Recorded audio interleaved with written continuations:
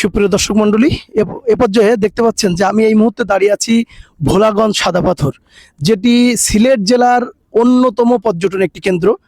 আমার নিচে দেখতে পাচ্ছেন যে কি পরিমাণ পাথর এখানে আছে। আর এটা দেখতে পাচ্ছেন আমি এই মুহূর্তে যেখানে দাঁড়িয়ে আছি এটা হলো বাংলাদেশের শেষ সীমানা। আর আমি এই মুহূর্তে যেখানে দাঁড়িয়ে আছি এটা হলো ভারতের সীমানায় চলে গেছে। এটাই হলো মূলত বাংলাদেশের শেষ সীমানা। আর এখানে যে পাহাড় দেখতে পাচ্ছেন, এই যে আমার পেছনে যে পাহাড়, অনেক সুন্দর মনোরম একটি জায়গা। মূলত এই পাহাড়ের এই চূড়া বেয়ে পানি আসে এবং সেই পানির সাথে পাথর আসে। সেই পাথর কিন্তু আপনারা এগুলো দেখতে পাচ্ছেন। এই মূলত এবার বর্ষা কম হওয়ার কারণে পানিটা এদিকে খুব কম।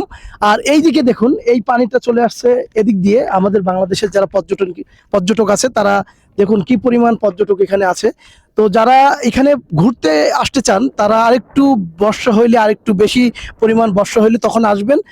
এখনো আসতে পারেন, তবে আপনার বেশি পানির আশা করলে, খুব খরস্রোতা একটা নদীতে গোসল চাইলে আপনি অবশ্যই আপনাকে আরেকটু পরে আসতে হবে। আর এই মুহূর্তে দেখেন এখানে কি পরিমাণ পাথর। আর এখান থেকে যদি কিছু দূর একটু লক্ষ্য করেন তাহলে ওখানে কিন্তু পাথরগুলো সবকিছু লুটপাট হয়েছে। মানে 5 আগস্টের পরে পাথরগুলো একটা শ্রেণী, একটা গোষ্ঠী তারা লুটপাট করে নিয়ে গেছে। আর এই মুহূর্তে এই সকল জায়গাগুলোতে আছে।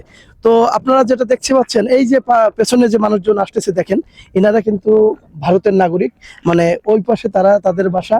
আর সবচেয়ে আকর্ষণীয় জায়গা হলো এই যে ভারতের এই পাহাড়গুলো। এবং পাহাড়ের উপরে আপনাদের যদি দেখাই, দেখুন ওই যে দূরে দেখা যাচ্ছে মানে পাহাড়ের উপরে বসতি। ওখানে পাহাড়ের উপরে অনেক মানুষ বাস করে। তো সব মিলে এই জায়গাটা বাংলাদেশের অন্যতম একটি পর্যটন কেন্দ্র।